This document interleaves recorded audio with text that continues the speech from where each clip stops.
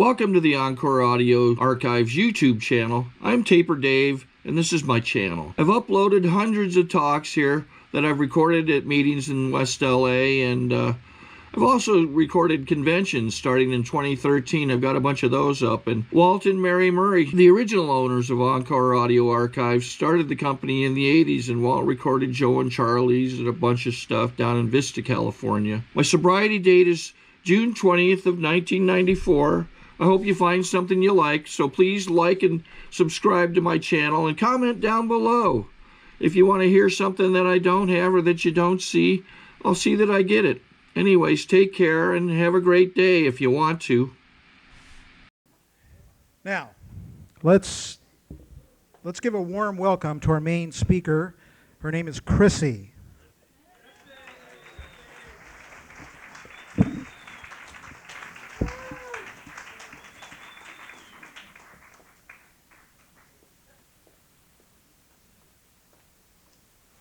Hiding my drink. My name is Krissy. I'm an alcoholic. Wow, what a meeting. This is those birthdays and that last, wahoo. That's a tough act to follow, but it reminds me of what it used to be like. And I want to thank Donna for asking me to share. Donna and I came in around the same time, and that was when they used to say to us, sit down, shut up, and listen, and take the cotton out of your ears, and if your lips are moving, you're lying. Right? That's what they used to say. And I'm still here today.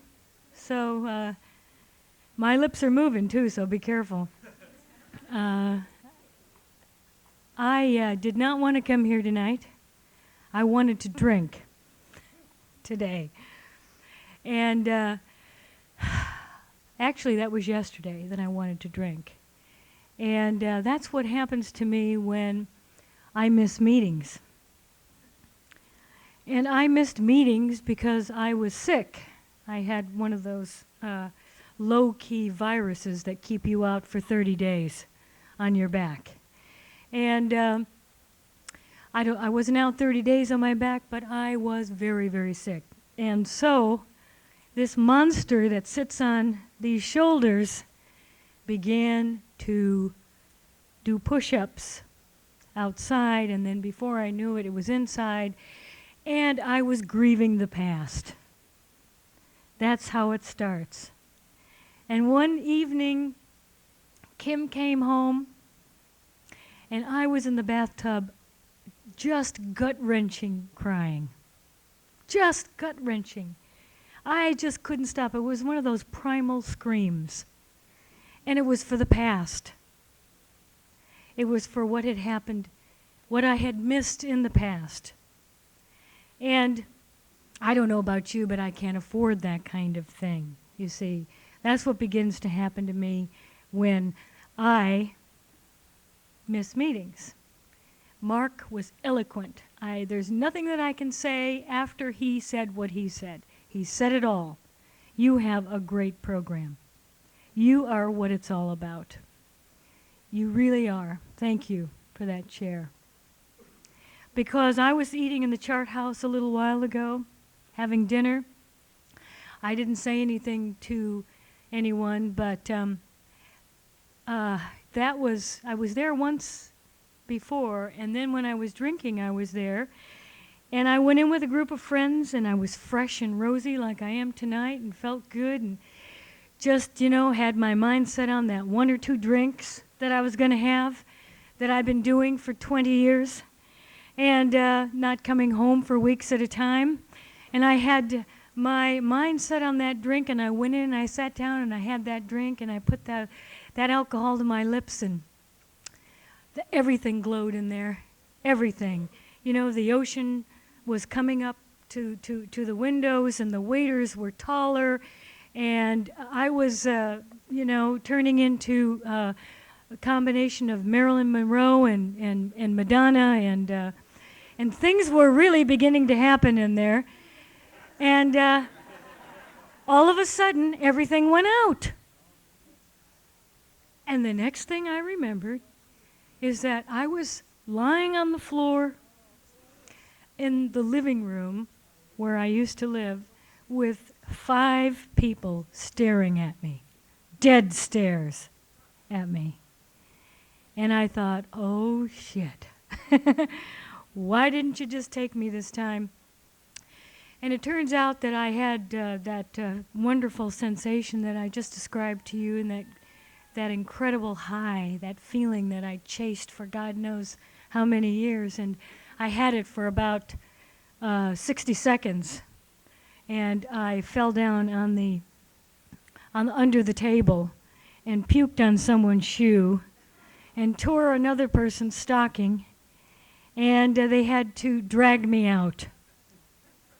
Drag me out, not on a stretcher, but they literally had to drag me out. And I don't have enough time in my life to tell you what it used to be like. You see?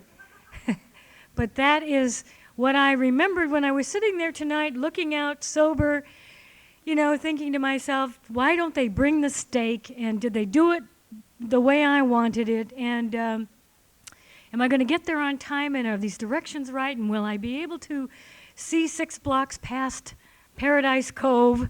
And who will be there? And what's this thing all about anyway? I mean, it's Saturday night. What am I doing, speaking at an AA meeting? And on and on and on. The chatter.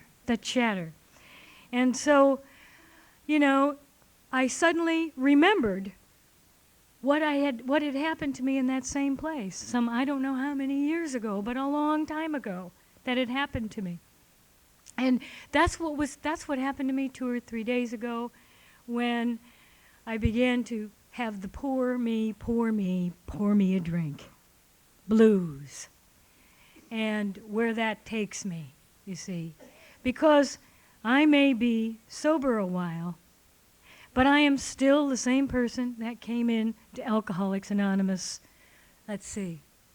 19 years ago, one day at a time, with 17 years of continuous sobriety. I am still the same person that came in. Not a thing has changed about me. Not a thing. And that, it was unbearable for me to hear that when I was new in Alcoholics Anonymous. That not a thing had changed about me. That this person is still here. The drunken woman at the chart house is still inside of me. And I can find her anytime I want. I can access her quicker than the internet. And she's available. She materializes, and there we are. We're ready for a journey. Hang on to your hat. Because we're in for one hell of a ride when she comes to life. Miss Priss. And and she's deadly as well. She has many sides to her. But the difference, let me tell you about the difference, you see, because something happened to me so that no matter what happens to me now and in sobriety, I have a solution. I have a way back. I have a connection.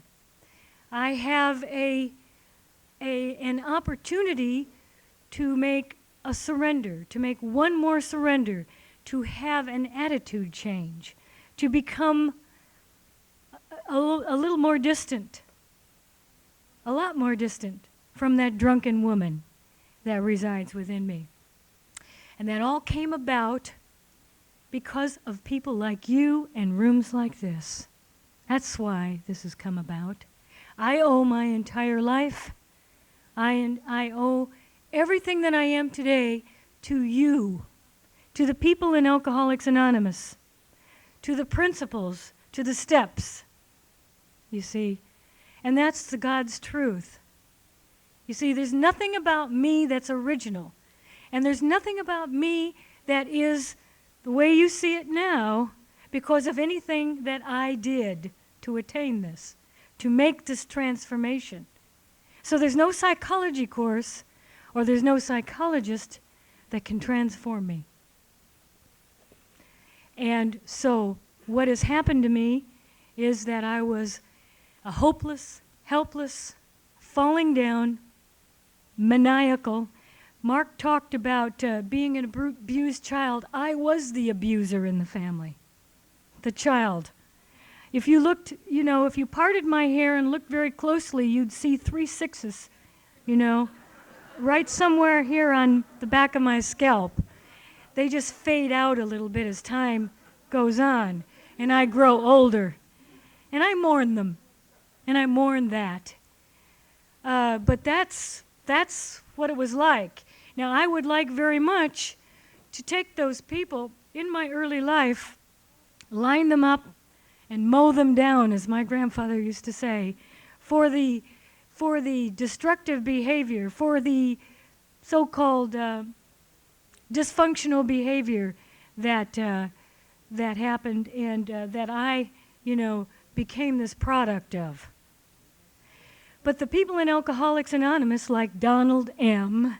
and Luann and Nancy C. and Chuck C. and a few others in the star-studded parade of Alcoholics Anonymous, said to me, "Young lady, you will do no such thing. We do not want to hear from the podium what your parents did to you. This is Alcoholics Anonymous. This is a place where you will learn to take responsibility for your life and everything in it. And you will learn on a daily basis that your life is unmanageable." And that, well, I thought, this is not the place for me. They have no idea who I am. I felt that although I had bad breath, that I was primarily quite brilliant. And I knew at some point that people in Alcoholics Anonymous would eventually see that about me. And in fact, that was the only reason I stayed. You see? Especially after Brentwood. I took a look around Brentwood and I thought, oh boy, I now know why God was saving me. It was to really help these people blossom and come out and become, just become. And so when I looked out at that crowd in Brentwood, I thought, oh boy, this is really something. You see, at the time I was in a seminary studying theology. So in my insanity, don't ask me how I got there. Perhaps like the way I left the chart house that night, I may have been dragged in there. But I was there, and there was something about that school that conveyed to me that I was going to do great things in the world. Like Jim Baker and his wife, Tammy, and a few other people like that. And so I had great hopes. And so when I arrived here, I thought that possibly, now I wasn't really sure, but possibly I just might be the second coming. And, when I mentioned things like this to Luann, she was wonderful. She said, "Honey, it's all right. Wait and see what God has for you to do." And she knew. She was one of the ones who knew about me. And so, I would tell her more about me, and she would say, "Honey, you must keep coming back. You must. We need you in Alcoholics Anonymous." And I was so excited, that I had finally arrived at a place where I could talk and speak to the multitudes, and have the 12-step Sermon on the Mount. And so I stayed here and remained here and kept coming back because people identified me, I thought, as quite brilliant and attractive and a potential leader. And it, it's just wonderful. It really is wonderful, because if that's what kept me coming back, who the cares? You know, I mean, I was able to then leave that seminary and spend a couple of years coming to Alcoholics Anonymous and sitting in the back, the very last seat, and being extremely entertained by certain speakers that were up here, and only would go to meetings where speakers would entertain me. And, you know, and had a relationship, especially when people in Alcoholics Anonymous said, don't do that. I thought, well, they don't know who they're speaking to. And so I immediately got one of those. And then I immediately got a psychiatrist because, after all, my case was very different than yours. I was brilliant and maybe manic depressant. I wasn't quite sure. I thought those two probably worked together well. And you know, I got that validated and by my psychiatrist that I brought bottles of imported beer to the session, and we had roast beef sandwiches, imported beer, and talked about my brilliance. And so, I mean, you know, my case is very different. And so then I decided that I'd better have lithium because I was getting a little rageful at the end of that 2 years. I didn't like the feelings that were coming up, and so I got as much lithium in me as I could and anything else I could, and ended up on the floor for a second time and called a woman that I had heard was extraordinarily mean and vicious, but had helped people in Alcoholics Anonymous. So I called her, and her name is Gail W., and she asked me to meet her. So this is for you if you're new tonight, because I've been kidding and playing about who I was, but obviously I was one of those alcoholics that you call, you know, having a superiority complex with an inferior sense of being in the world. And I was a lot more sick than I thought. We have a saying in Alcoholics Anonymous, some are sicker than others. Danny knows. And he talks about a broken brain.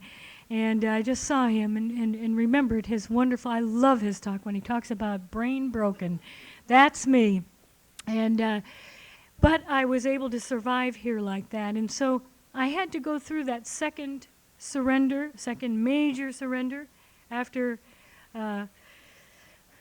my drug of choice, which is any drug. You know, someone mentioned NyQuil, and, you know, you put anything in front of me and it's my drug of choice. I happen to really love alcohol to death. And that was what I was most familiar with. And so I was on the floor, and I made a decision to call her. I called her. She asked me to meet her at a restaurant in Brentwood, and I thought, oh, Brentwood again. Be happy to go back there. And so I went back to Brentwood to meet her, and we met at a restaurant not far from the meeting. And this is what she said to me. First of all, I told her that my case was very different. You know, newcomers, my case was very different. Number one, I was a manic depressant. Number two, I had lots of medication that I needed to take, and I put them out in front, so that she could see them. I definitely wanted her to take notes on this. I certainly didn't expect her to do anything but copy down my prescriptions, because I always had prescriptions. And then I proceeded to, and you know what she did? She took all those drugs. She took all those drugs and she scooped them up and put them in her purse. And she sat there looking at me like, I dare you. I dare you. And I thought, you bitch. How could you? I knew what it said in the book. We don't play doctors in Alcoholics Anonymous. And then she said to me, look. She said, I'm going to keep these for 90 days. And at the end of 90 days, you can have every one of them back. Every single one of these you can have back. I promise I won't use them. Promise nobody else will use them. I'll keep him in a very safe place for you. And you know something? I felt a sense of relief for the first time. There was a part of me that wanted to rip her hair out. I hated her. I thought she was a lowlife in Alcoholics Anonymous. But there was also a part of me that for the first time in my life, somebody did something about it besides me. You see, like Mark said, and like Chuck taught, I ran my life for the first half of it. I ran it. I take credit for everything I did. And now in the second half, I don't run it anymore. See? I don't run my life anymore. There's something else that runs my life today. And so when she took those pills and she did that, I knew somehow inside of me. She asked me to come outside, and she asked me to pretend like she was God. She said she wanted to tell me something. And if could I pretend like I was God? I mean, she was God. I knew I was. But I love that Freudian slip, don't you? See, I told you she's still here. And so we went out, and I looked at her Rolls Royce. Wasn't easy. I mean, you know, I looked at the Rolls Royce. I looked at the bag and the shoes and I thought about what she had acquired. I looked at all these things, and I knew that it was easy.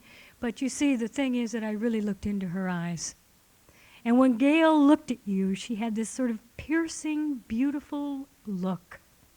It seemed as though she could look right through you. It seemed as though she knew everything about me. She understood me. She loved me. She wanted to help me. I just got that look. And I thought, my God, who could not want to do what this woman wants you to do? And she said to me, I'm going to give you 2 choices in life right now. She said, you can have that house up there on the hill with the relationship, the person in it. You can have the psychiatrist in Del Mar. You can have the manic depression. Not that people aren't manically depressed. Of course they are, but I wasn't. You can have the pills. You can have it all. Or she said, you can come with me. And she said, if you come with me, you will come to a place where there will be nothing but risks that you will take. Nothing but change will occur. There are no guarantees. We live here in this place one day at a time. And for one day we can do anything. Anything. We cannot do anything 1 week at a time, 1 month at a time, 1 year at a time. But in this place, we can do anything for 24 hours. And she said it's a place where you'll look into the eyes of the people in the rooms in Alcoholics Anonymous, and you will see them beautiful and clear and accepting and inviting and loving, because they will identify with you and you will identify with them. And as Mark said, it won't matter whether you are from a big home in Beverly Hills or a recovery home with 1 bathroom and 6 people. Nobody gives a shit about that. What we do in this place where you will come is love each other until we can love ourselves. And I knew where I was going. I knew where I was going. And then she said one more thing. She said, by the way, she said Alcoholics Anonymous is also a place where all your dreams can come true. And I always feel so bad when people stand at the podium or anywhere else and say that it's worse sober than it was drinking. I feel bad. Because, honest to God, newcomers and everyone else, there has never been a day in my life, ever, sober, in 17 continuous years, where it has been worse than it was when I drank and used. I had no God. I had no family. I had no feelings. I had no semblance of me. I was a maniacal primordial ooze. Sort of making its way, you know, slithering and sliming in and out of wherever I could. That's what I was. Drunk ooze. And I also didn't care who was in the way. I oozed right over you. And I didn't care whether I took my clothes off in front of you, which I love to do, and show my belly. For some reason, I had an obsession about my stomach, and I wanted to show it to everyone. So I was always taking my clothes off, always. Family gatherings, you know, picnics, reunions, child care centers. It didn't matter. I just loved to disrobe. There was just something so seductive about that. For me. I don't think it was for anyone else. And I had a good time because I was the only one there. Do you know what I'm saying? And of course, the crowd got thinner and thinner, and finally, I really was the only one there. And let me just, I've got to wrap up because it's a few minutes before 25 after, and definitely want to tell you what sobriety has been like. Well, here's what it's been like. When I told you that I wanted to drink the other day, I've sort of half made it up, but, you know, I mean, I know the signs by now. I know when I'm on my way to meeting me somewhere out there. And this is what happened to me when I thought about that. On the heels of that came, but you got to speak in Malibu. Oh, shit. I got to wait a few more days. Your 17th birthday's coming up in, you know, a few weeks. Huh, okay. Then on the heels of that came, but you got a beautiful relationship today. You know what you'll do to that. You'll do that, you know, in 24 hours. You'll do that one in. You'll destroy that. But you got a career. You know, you got 2 careers. Because, you see, I did go on to finish that school and then another school, another school. And what I do now is I have an office with a practice in it where I see people. This nutcase is seeing people. And I have a PhD to do that. By the grace of Alcoholics Anonymous, not because of me. Because of Alcoholics Anonymous. And I was asked to join the faculty of the school that I was graduated from with my PhD. So I also enjoy the privilege of being called a professor. Phew. Man, that's a long way from that primordial ooze, you know, drunken ooze. And Gail was right. So you see, some of it I did dream that I would be because I always wanted to be somebody in life. I always wanted to be somebody. And I always knew something was wrong. Something was wrong because it could never and would never happen. So she was right when she said, all your dreams can come true in Alcoholics Anonymous, newcomer, because they can and they will, and they happen over and over again for alcoholic after alcoholic after alcoholic. Don't think I don't know that after 17 years. I see the miracles around me every single day of my life. I live in spiritual places that people seek for 30 years in Tibet on the mountain. I live in those every single day. What she didn't tell me was that there would be dreams that would come true that I didn't know that I had. And newcomer, that's what's happening to me. You see? Dreams I didn't have, like letting myself be loved by you. Like loving you back and feeling it, really feeling those vulnerable feelings of loving without strings, you know, without conditions, without worry, some sexual innuendos coming, usually from me. Without any of that bullshit. Just straight love. That is what has healed me. Alcoholics Anonymous, God from Alcoholics Anonymous, you people from Alcoholics Anonymous, and the love that you have given to me all these years that I continue to have, so that no matter what happens to me, if I walk out of here, and I always say this, and die in an automobile accident tonight, you say, we heard her say, that she was goddamn lucky to get a second chance at life like this. And don't you worry about me, because had I not had that second chance, I never would have had this life, and I wouldn't trade one day's drunk, drinking, high, insanity for a moment of sobriety, because it has given me the healing of a lifetime and the love of a lifetime. Thank you for letting me share, Donna. Bye-bye.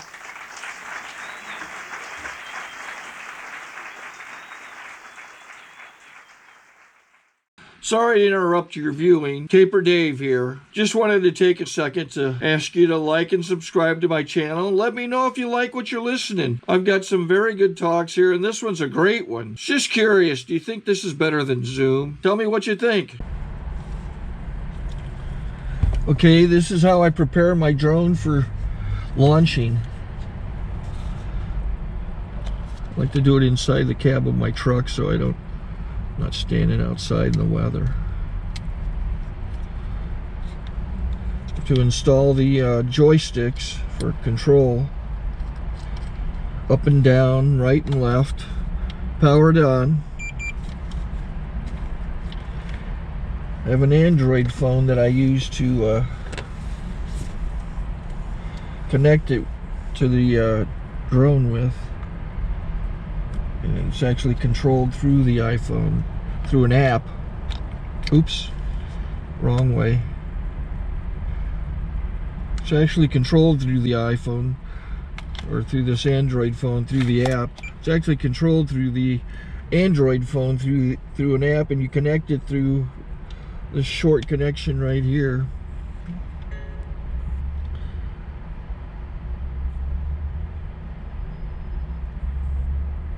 Remote control connected. Remote control is connected. So I pull out the drone.